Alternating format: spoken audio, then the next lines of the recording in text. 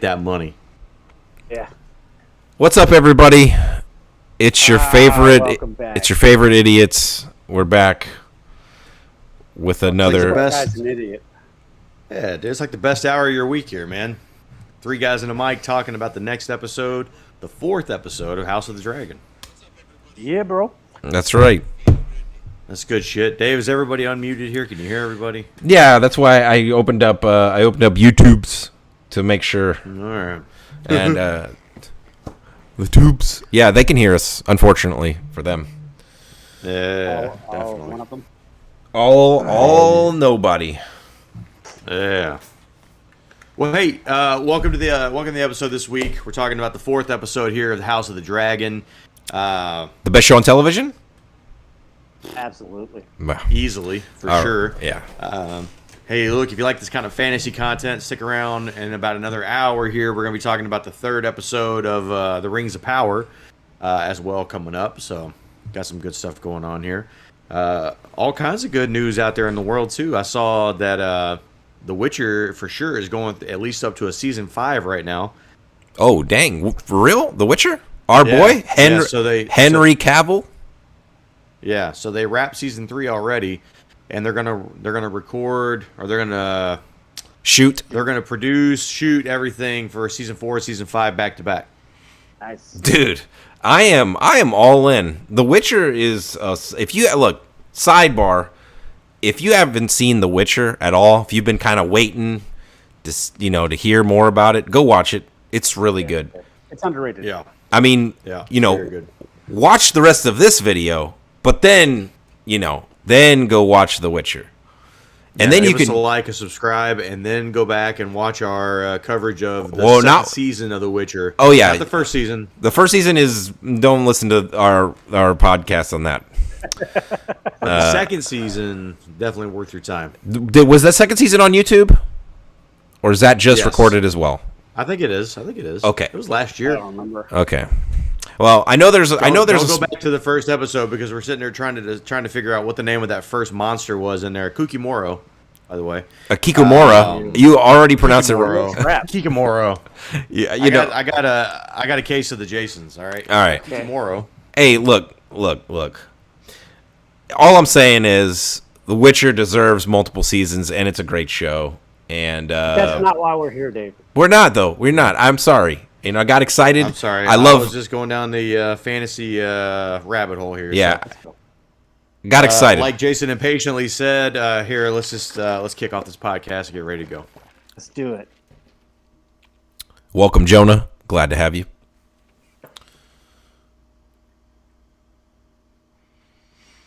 Hello, and welcome to 3 Guys and a Mic presents House of the Dragon, presented by HBO.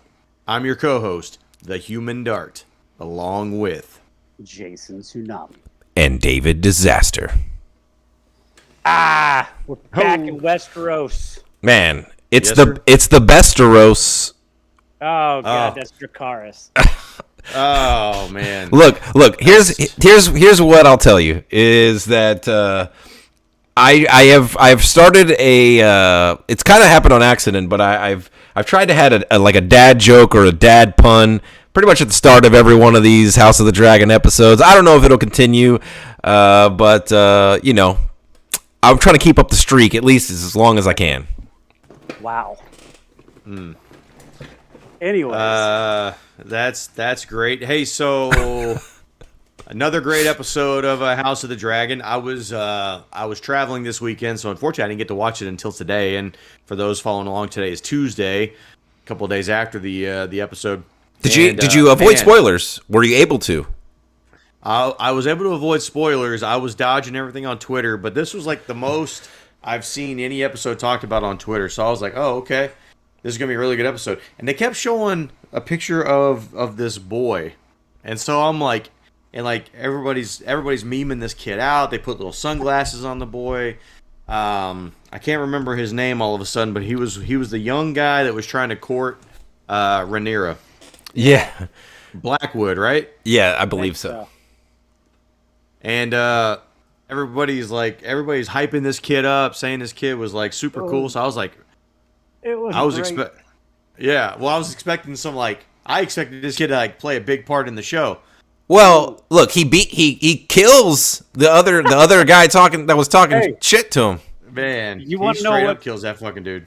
Okay, so not getting off tangent or anything, but since we're right here, is that the only death in the episode? Does it win by default? It's the best death. I mean, look, I'm gonna say this. I think I'd have picked it regardless. Yeah. Because that dude's pouring his heart out to Rhaenyra. Rhaenyra's all dismissive of him and everything. She's like, can we just leave? And then the other guy's talking shit. Everybody's laughing at him. And the dude was like, you know what? Fuck this. Pulls out his sword, and he barely can hold the damn thing. Somehow the other kid was worse. And Dude, he just ran him through. Dude, he's just like, blah. It's just gone. Wording out of his And body. look, so, something to think about. Those were all like nobles that were there. Like that could have started a little miniature war, like straight up. That's true. So anyway, True. I wish they'd have shown a little bit more of that, and I hope my man makes a comeback in the show, and maybe he's one of those 10 year from now characters. Yes. We see an adult version, and he's like a badass, yeah. Yeah, Yeah. that'd be awesome. Be like, I know that guy. He's like, my queen, I will do anything for you. Yeah. Why is he talk like Grimskull? That's not how Grimskull talks. Don't be stupid. General thoughts this week on the episode. Grimskull, go first. Well, what I'm trying... No, look, I'm not going to do that because the 5 people that listen to this are not going to understand the context and they're going to turn it off right away. Anyway, I thought it was a fantastic episode. Dare I say... I don't know that I would say it's the best, but it's still really early. It's up there. When you're dealing with 9s and 10s, it's all good. Love the episode. Lots of intrigue, lots of stuff to talk about in this episode, as we'll soon discover. But lots of possibilities on where this could go. So I'm excited. I 100% agree with Dave. I don't know if this was my favorite episode, but I will say this: depending on what transpires going forward, like we could have. I'm not gonna say flashbacks to this episode, but this episode could turn out to be like one of the most important episodes of the season, just based on some of the things that might have occurred in this episode that we didn't catch. Yeah. Yeah, Ash? I agree. Another super strong episode. I think this is another off week for Damon. This up and down booking. I think Vince McMahon is writing this shit. Like last week, Damon makes a fucking roaring comeback. He gets the hot tag. He comes in. He takes out the Crab King. And then this week, he's jobbing. I mean, he can't get it up. In his interaction with Rhaenyra, he gets fucking owned by the king. The king, I mean, he gets brought in like Drunk and and just hungover. dumped. Yeah, drunk and hungover, dumped on the floor, and the king gives him a little kick to the ribs. Look, what is it? Is Damon good? Is he not good? I'm not talking about like a good person. I'm talking about like, is this dude going to be like a badass character, or is he going to do like a moment here and then is he going to job? Look, man, I think what this shows is that, I think it's trying to mirror real life as much as it can, right? Like this ain't the Avengers, right? These aren't superheroes. These are real people with real problems, and you're not going to be on all the time. Clearly, Damon has demons, no pun intended there, that he has to deal with.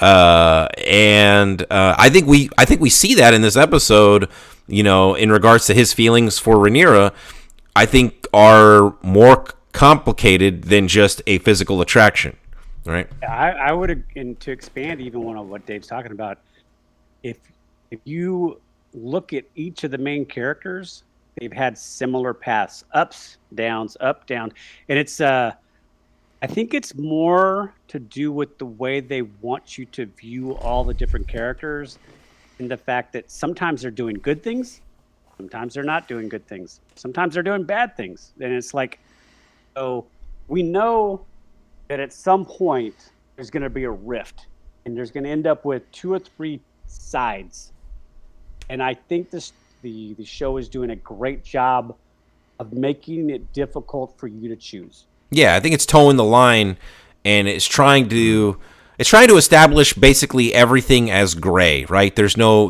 black or white, and like if the war started, tomorrow, like I don't know who I'm rooting for really necessarily. Well, but the problem is like, look, dude, you're not rooting for the Brooklyn Brawler, right? And that's what Damon is right now. He's the Brooklyn Brawler.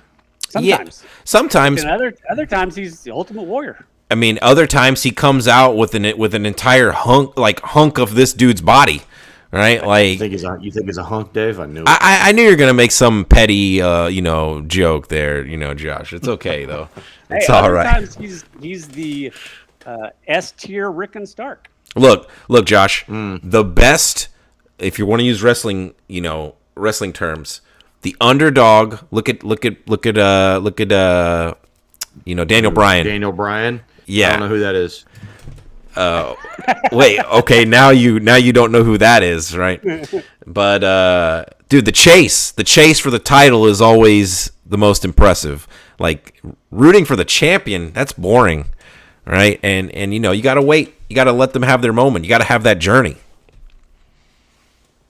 So Damon is Bryan Danielson.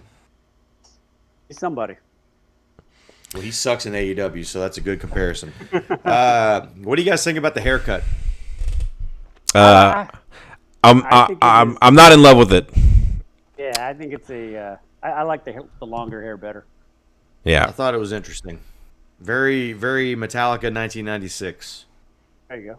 Yeah, I wish it was better, but it's one episode, and he kind of looked like rolled up, dog poop this entire episode. So, yeah, we'll see. We'll see later.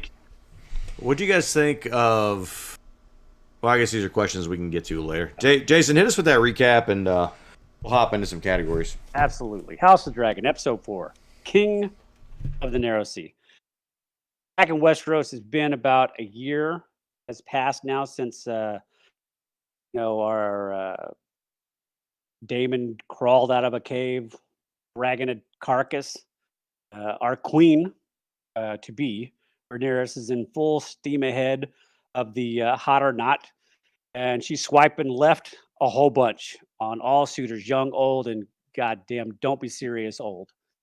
Upon her arrival back, is Rhaenyra using Tenderosi? Maybe. As soon as she returns to the correct. Daemon has now returned, bearing the King of the Narrow Seas as his title, and bends the knee to his brother, and we get a bygones be bygones moment, and the realm rejoices. We get a brief flicker of hope, the friendship that once was for Alicent and Rhaenyra, but things turn quite dramatic when Daemon leaves an invitation to the princess to blend in as a commoner, a la Prince Jasmine and Aladdin. But that even turns explicit when Daemon takes her into the den of the city and seduces her in a brothel, basically. But since he forgot to take his blue chew, that event fails. He falls limp, let's just say. Still, Randy Rhaenyra. Jason, that joke was flat. I just want to say. Not. She's still Randy.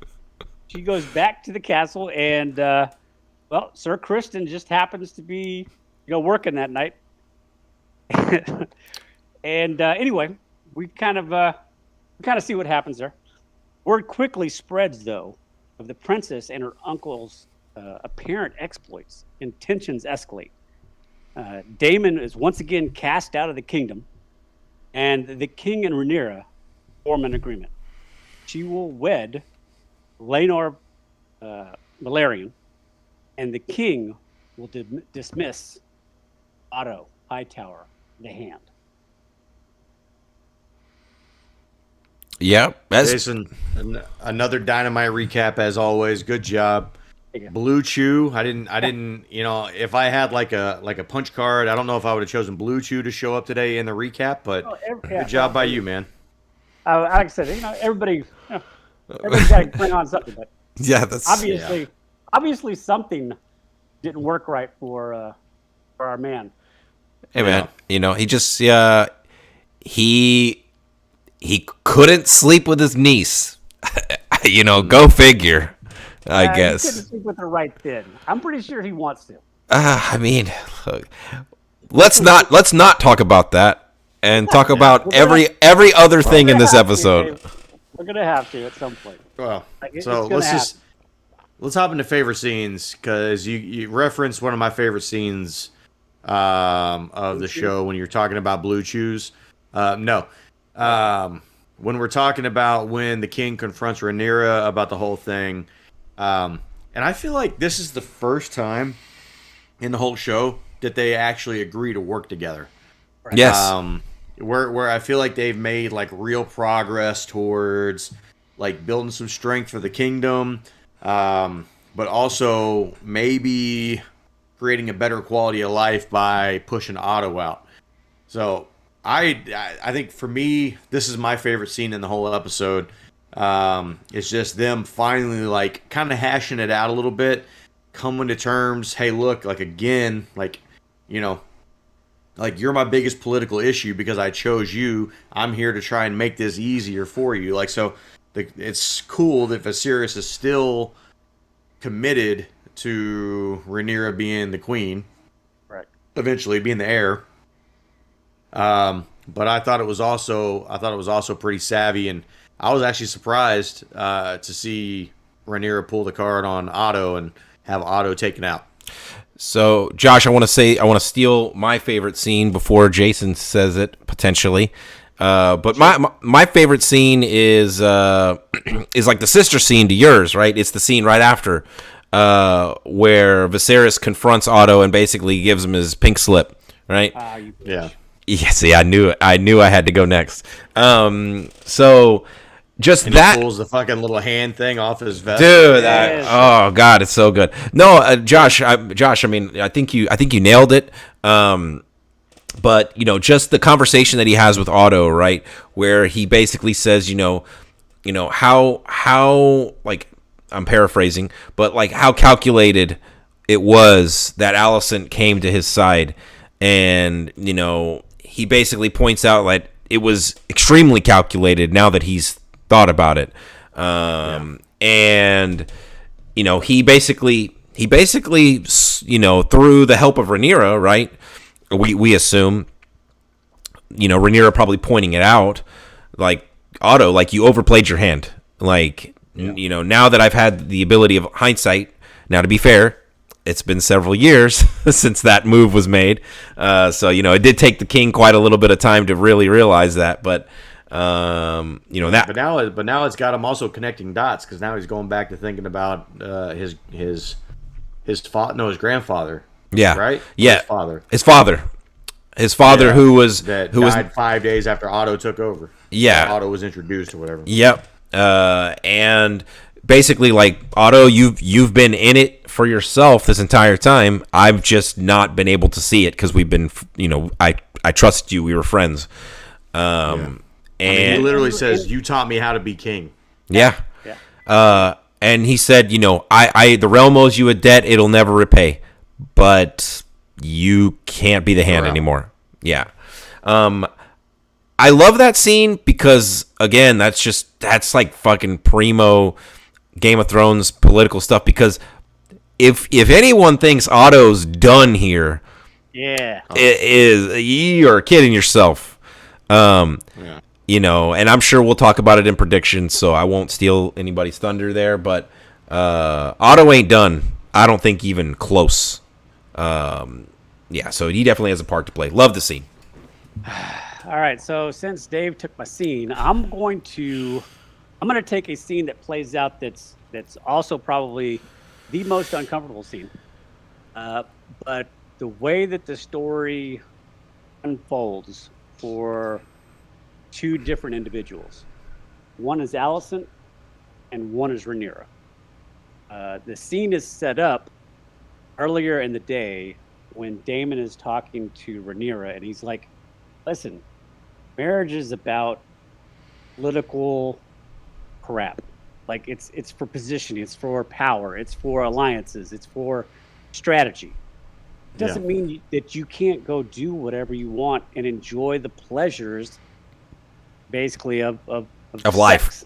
of life. Yeah, and life, and taking it all in, because he then shows her that side of it when he takes her into into town, into the brothel, and they almost have sex. While this is being played out, then are confronted with the absolutely awkward scene with Allison situation. Allison and Viserys at nighttime. Yes, yeah, and he is just going to Pound Town, and she is basically like, she's checked out. Yeah, I mean, it is. Well, and I think it goes back to a really good scene earlier in the show where I was surprised because you actually had Rhaenyra and Alicent sitting down talking to each other. Yeah. And so you could tell over the last year, at least it seems like a wall had been broken down, and at least they were, maybe not as friendly as before, but at least more on speaking terms. Yeah. But, Rhaenyra makes a comment about, basically being held captive and just being a prisoner, being there to produce heirs. Yeah. She's and just a baby and I think maybe Alicent had considered that, or maybe that was in the back of her mind, or something was in there brewing, right? And then she says that, and it clicks for her, I think, because then after that you get a series of scenes where Alicent's staring out the window trying to get the baby to stop crying, and she's clearly like, ugh. Well, and then now to your point on your scene where she's laying there just kind of staring off, like I think she's staring off plotting. Personally, I think she's plotting moves. In that same conversation, Josh, another little tidbit that's noted there that I think is important, and I thought that you were going to say this, is Alicent says to Rhaenyra, like, you're getting your choice of partner, basically. Yeah. Most people would consider themselves lucky to get a choice of two, and I don't know if Rhaenyra caught that from Alicent, but I feel like that was Alicent basically saying she didn't have a choice. Right. I love that the show, even though Rhaenyra is definitely geared as the main character, right? Like, I think that's pretty clear. But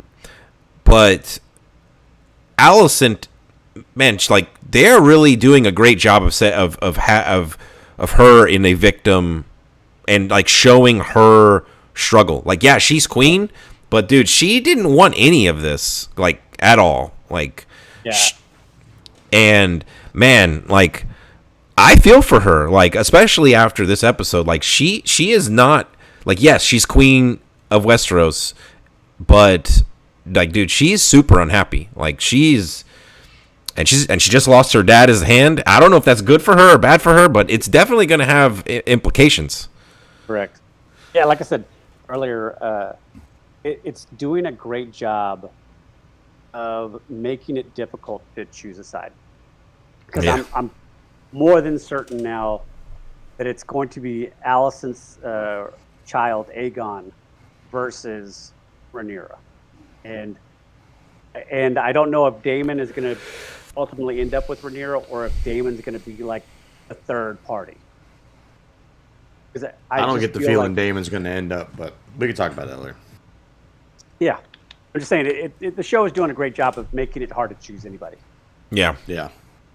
Well, unfortunately, the next category, we have to choose somebody here. Who's your favorite character for the week? I'm gonna choose somebody that we don't really give a lot of love to, man. I'm going for Viserys this week. That's right. I had him in my as my pick as well, but I'm gonna choose somebody else. Look, he had a strong week. He did some very kingly things. Took Otto out. But man, I can just relate with Viserys so much. I think I saw something this week that made me laugh, where they put the meme of Viserys on there, and then they paired it up with that meme of Ben Affleck outside of his place smoking, and he's just looking up like, oh, yeah, like, dude, like whenever he's like, what has she done? He's just like, dude, just fucking tell me, just tell me what it is. Yeah, like, dude, I have that conversation at work like every day. I'm just like, what? Like, just tell me what it is. Like you put a name tag and a polo and khakis on Viserys and give him like a little fade, and that dude is a retail manager. Like he is, that dude is just like just dealing with all this garbage, like all this constant stuff. Like I could just picture him like trying to crunch, like he's trying to just hit numbers. He's trying to help customers, and everybody wants to come to him with their garbage. Like, hey, can I get this day off? Or hey, this person said this mean thing to me, and he's just like, leave me alone. I just want us to be successful. Like, why is this so hard? Like, dude, some comedy person needs to come out with Viserys retail manager on YouTube or something. Jason, you go ahead. You go next. Okay. Look, since my pick was taken, I'm gonna go with the one individual that came through in the clutch, Sir Crispin, laying that pipe. Is it Kristen or Crispin? I think it's Kristen. I think it's Kristen Cole. I think it's Kristen. I think it's Kristen Cole. But when Damon meets him, when they're on the bridge, he's like, "Oh, isn't it Sir Crispin?" Like, yeah, you're right. Oh yeah. Laid that pipe. Way to go, MVP. I mean, well, since you brought it up, now I was looking this up while this scene was going on. Is like you have to be committed to wanting to do this act, right? I mean, how long, just in TV time, how long did it take them to like get all of his armor off so that he could, then pursue? I mean, it was like a solid minute. Yeah, it's probably like 15 minutes in real life. Yeah, I mean, at least, right? And so then I started thinking, man, like who in the hell would benefit more in this world from a zipper being invented in this time than Sir Kristen? Look, while we're talking about this, because I didn't want to, just remember that you guys brought this on yourselves. By the way, the zipper invented like 1891, so like 500 years after this. So, first of all, how long is Sir Kristen in this armor? Whoa! All day? Whoa. Nope. I don't care. Talking about. So, are you referencing like the Batman and the fucking rubber suit? He's like, oh, it really seals in the flavor. Like, dude, this dude, Sir Kristen, like, he's got to, like, when they got the armor all off of him, right? This dude is probably, it's probably drenched, and there's waves of smell coming off this man. I mean, he doesn't take a shower every day. Yeah, they wouldn't have. And you were lucky if you took a shower once a week. Or a bath or whatever. Like, it's not even a shower. It's a fucking bath. Or you go jump in the fucking river, right? Like there is no shot that this dude like doesn't have the worst swamp ass of all time. Like, well, at least he's a knight in the King's Guard, so he's inside a lot or bathe more often. It's not like it's somebody down there. Yeah, but again, in Rat's Nest or whatever they call that real low area. But again, you're still talking about what minimum? He's looking at 10-hour days, right? On the low end, probably with no breaks. I'm sure. Yeah, with no breaks. Viserys runs a tough shop, and he's standing most of that time. This dude, that was their first experience. This dude is just slippery. This dude is gross. Like, anyway, that's awful. Man, that's excellent. But character, Dave? I never considered the state of his privates while this was going on, and I was just laughing at like how long can they stay in the mood while they're having to like completely like remove this whole outer armor. Well, I mean, that's why I brought it up. So like while they're trying to maintain the mood, they're with each layer of clothing, it is getting more nuclear in that room. Like You should be like she could like just feel the heat from this man. Like, and it's she'd not. Be like, maybe we should put all this back on. Yeah. Go ahead and let's stop. We should reconsider. Yeah. Or They should have just taken the armor off the bottom and just left the armor on top. She was on top anyway. Dude, that's so ridiculous. This dude's like this. Somebody comes in. He's just like, yes, go do it. He's like the night version of Winnie the Pooh. Dude, he just stands behind a couch and everybody thinks he's it's all good. Yeah. I will be there in a moment. The princess needs me. Yeah. All right. So I kind of tied between Rhaenyra and Alicent here, but I'm giving the nod to Alicent. I almost went Alicent. My first pick was my 1A was Viserys, but I'm going 1B Alicent here, mainly because she seems to have been. I think, judging off what we've seen in the prior episode, she was the main one trying to mend the bridge with Rhaenyra, right? The friendship. And it seems as though over the last year, she has worked down that wall, right? A little bit. And she clearly is really unhappy in her situation. She has so far, up to this point, not done anything with malicious intent. She seems genuinely innocent so far from what the show has shown us, right? And she's not happy about her situation, and man, I just feel for her. And I think I'm really interested to see where her story takes her. I don't imagine it's going to be very good, but obviously we'll see. If the king dies, it'll be all right.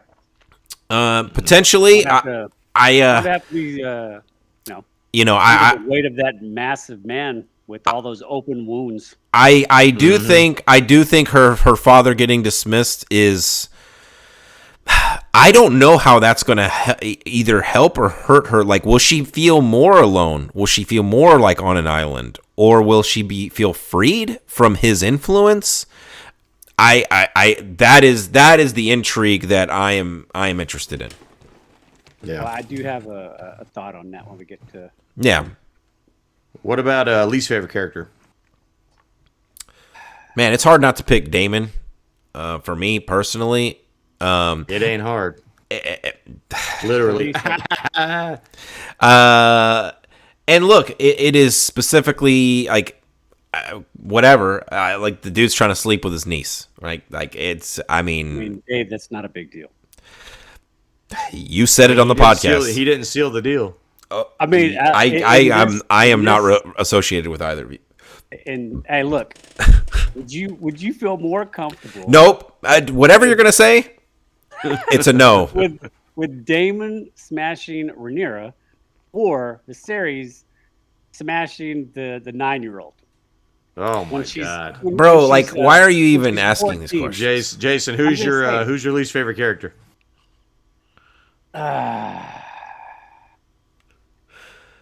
That's Daemon. Yeah, Dave. I picked Daemon. Okay. Well, you said it's hard not to, or yeah. It's definitely Daemon. I mean, like he just he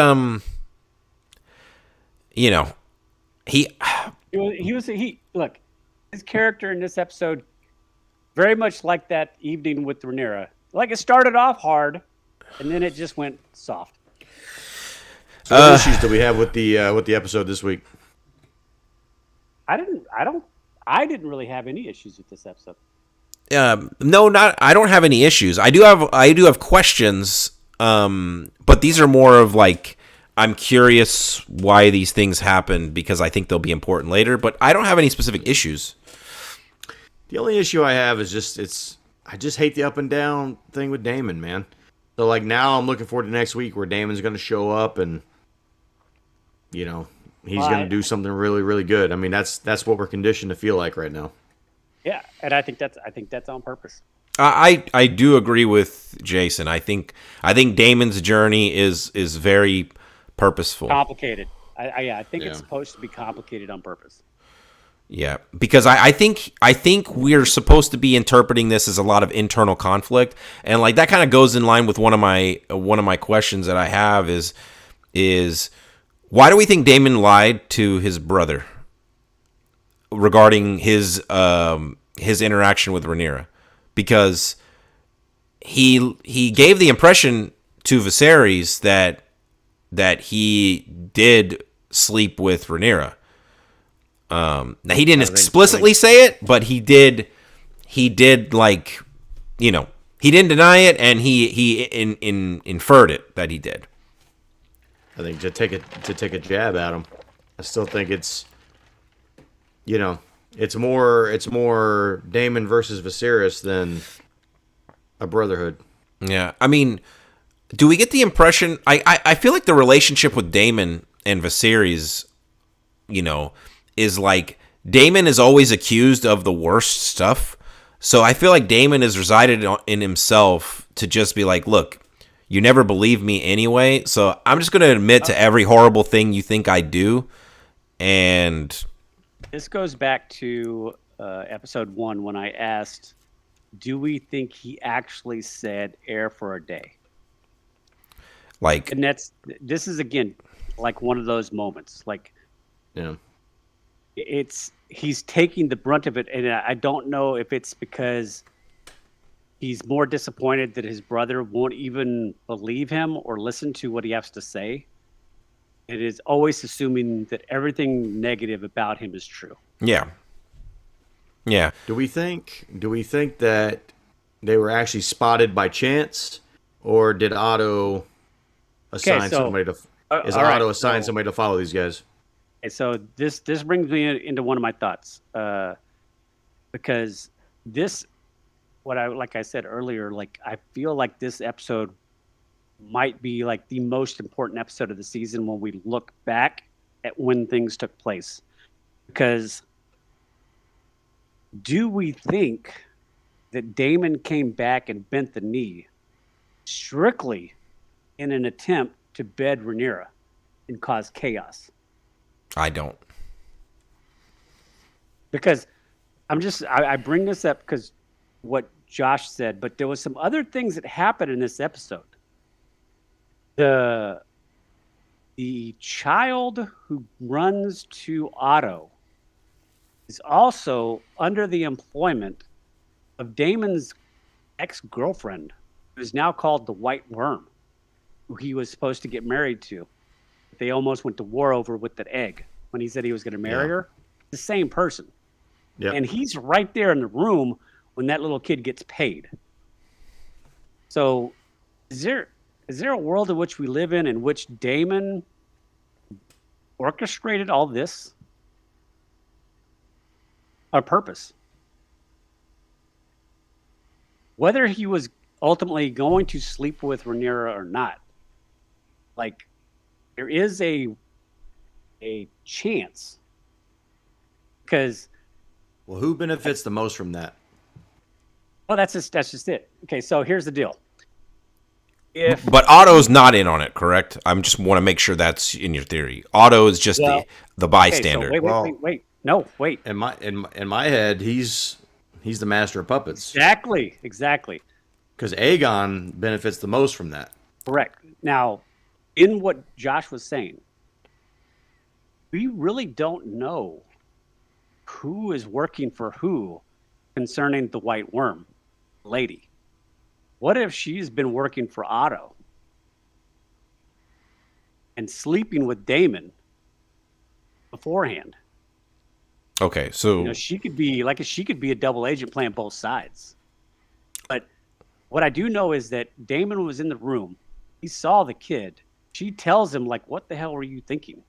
But we don't know what that could imply. Like, could have orchestrated this in an attempt to sleep with Rhaenyra and then force the hand of the king to let him then marry Rhaenyra, which is what he tried to do.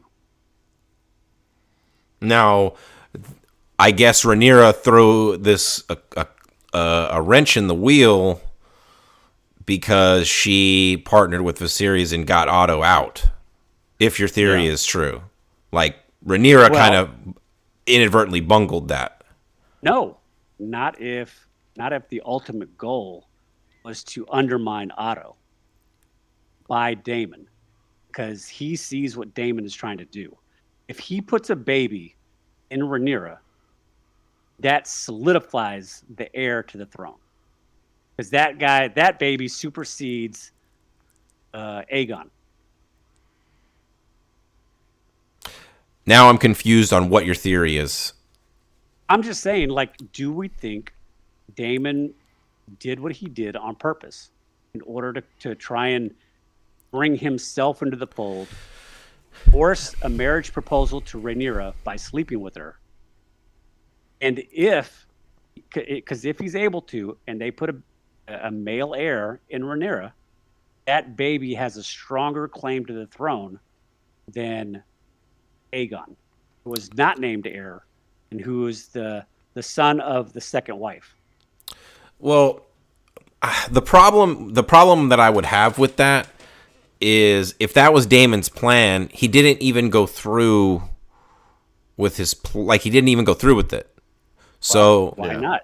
And that's because he knows what he's doing. Like, I'm just trying to play it. I don't think the show presented it in that way because he seemed it seemed like to me that in the end he couldn't go through with what he intended to. See, I maybe, but I'm gonna say this. I like the theory of Otto like having the little birds and being like I like that part of your theory. That part I really like. I don't think I like it more if Daemon is not a part of that circle. See, yeah, I thought you were gonna see. I thought he was gonna lean more into Daemon and maybe Otto kind of working together.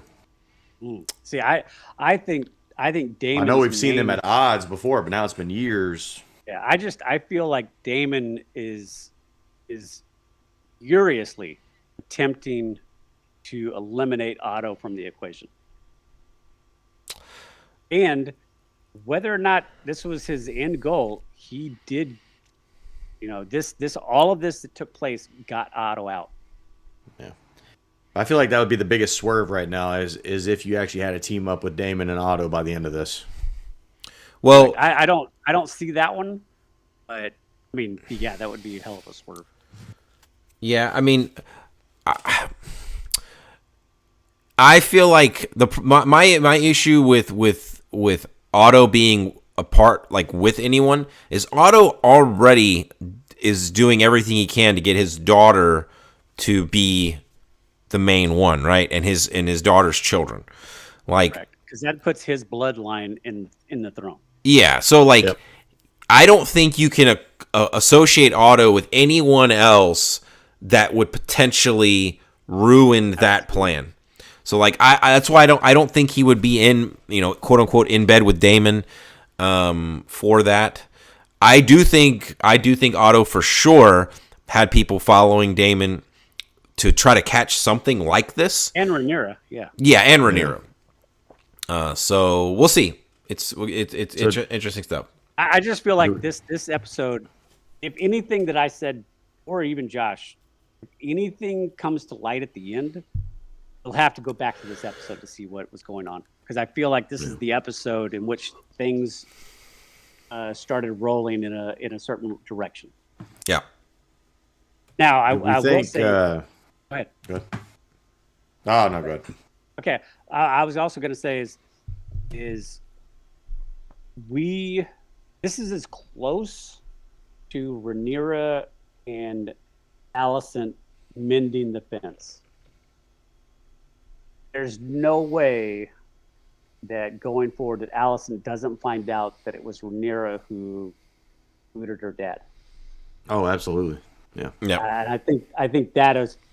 I don't want to say it's the last straw or anything like that, but I think this could kick off Alicent's thought process of being, you know what, I've tried. I've had the olive branch out for years, and this is how you repaid me. Now I'm true, like Dave said earlier, now I'm truly alone. I have nobody whatsoever in this entire city that is a friend. And you are the closest thing I had to a friend, and you just took away my father. Yeah, I think you're right. I think it starts getting ugly here, but I think this thing is going to be its absolute ugliest whenever the king dies. He's going because he's then it's the real power struggle. well, And yeah, I think that is actually the point at which the actual war will start. yeah, because right now, everyone's going to honor the king's wishes because he's alive and healthy, to their mind, right? Yeah. So they're gonna do what he says, but Everybody's plotting. oh, dude, like everybody's waiting. As soon as he dies, dude, like you're gonna have half the realm be like, all right, look, and that dude's dead. All right, so Rhaenyra's out, right? God, it's gonna be so good. Do we think dismissing Otto, does that make him more dangerous now? I think so. I think okay, so I think it only makes him more dangerous in the sense that he has to tell Allison something before he leaves. Saying that, and this goes into my next thought. Do we think that it was the actual king who sent Rhaenyra the moon tea or the morning after liquid, whatever the hell that was at the very end? Because I don't think it was. My thoughts on that are Grand Maester Melos, the one who brought the tea. Up to this point, he has shown no malicious behavior whatsoever. And he seems to be not in the inner circle of the people who are doing the behind the back shit. Yeah. So I mean, it benefits the king the most to make sure she doesn't have that kid, so that way he can still present her as being pure.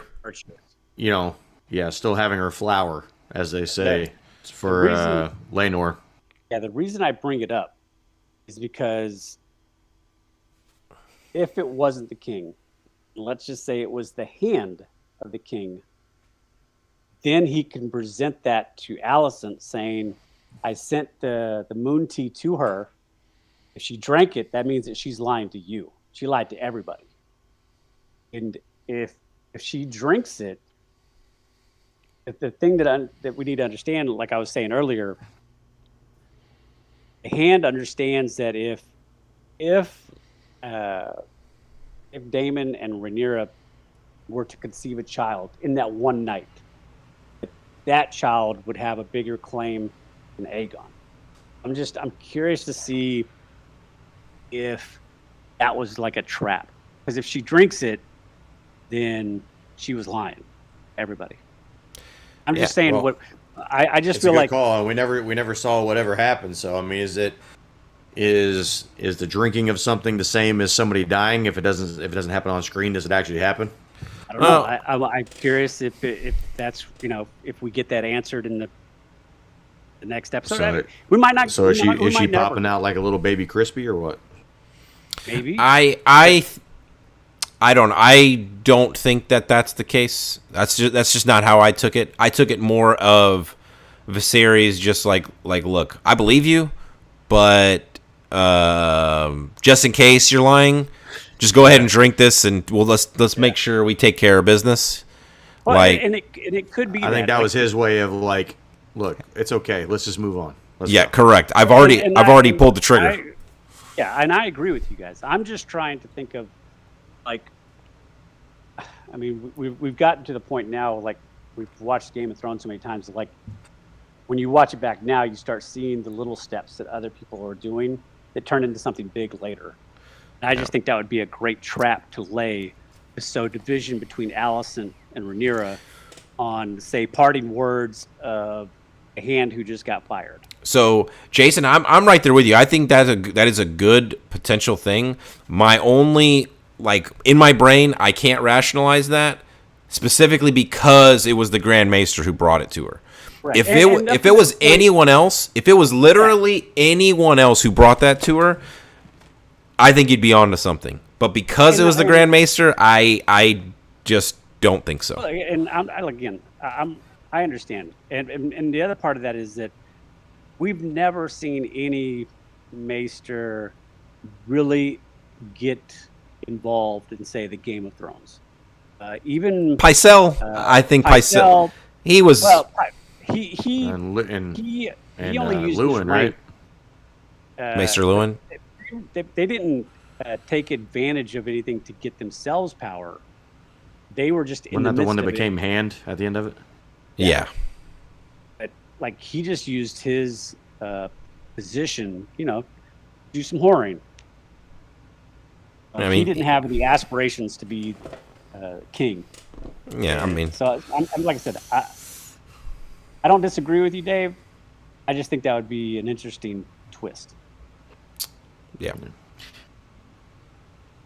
I only have one more question.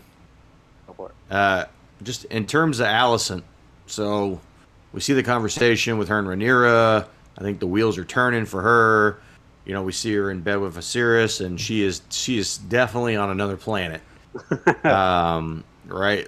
Like, do we think she's going into business for herself? Do we think she's plotting a move? Like, what do we think is going on in the world of Alicent right now? I don't think she's plotting yet. No, I do think. Well, I think what Dave's about to say is that once she becomes the realization that now she's truly alone, that her only friend that she can consider, air quote, friend, just had her father fired from his position. I think you could see Alicent become very much like Cersei in the aspect of my children mean everything, and I will do anything for my children. And that her children will be the only thing she has in this life because everybody else is gone. So, I agree with Jason, but like just to add to that, I think it is all going to depend on whatever the I'm going to say final conversation, but I'm not saying it'll actually be their last. But it's all going to depend on the next conversation she has with her father, because I believe he has to tell her what happens. Now, if they do another time jump, then we don't get that conversation, like we don't see it on screen, and maybe I wonder, is this the big time jump episode? Well, it is confirmed. I believe I've read this, so if I'm wrong, whatever, tell me in the comments. But I was almost certain I read that the 5th episode is when we were going to get, maybe not the beginning of the episode, but at some point in the 5th episode, we were going to get the new actresses for, the older actresses for Alicent and Rhaenyra. It's either during this next episode or starting episode 6. Because this is not really a thought, but I'm just throwing it out there. We're going to get this wedding, right? With Lador and Rhaenyra? Probably. I would expect so. Well, I don't think that the time jump is going to happen until after this wedding is done. Probably. I would think. So. All right. Do we have any other questions, thoughts? I got nothing. I'm all thoughted out. Well, hey, as always, we know the show is doing good because I can't wait for next Sunday already. So absolutely. Another great episode of the show. Hope you liked it. If you did, give us a like, give us a subscribe on our YouTube channel, and we'll see you next time. Give us a thumbs down. That helps too. Oh, don't do that. No, don't do that. It helps too. No, just leave us a comment that says we suck. That's fine. Okay, that's fine. Yeah. All right. Well, in the meantime, live long and prosper. Take it easy, everybody. Later. See ya.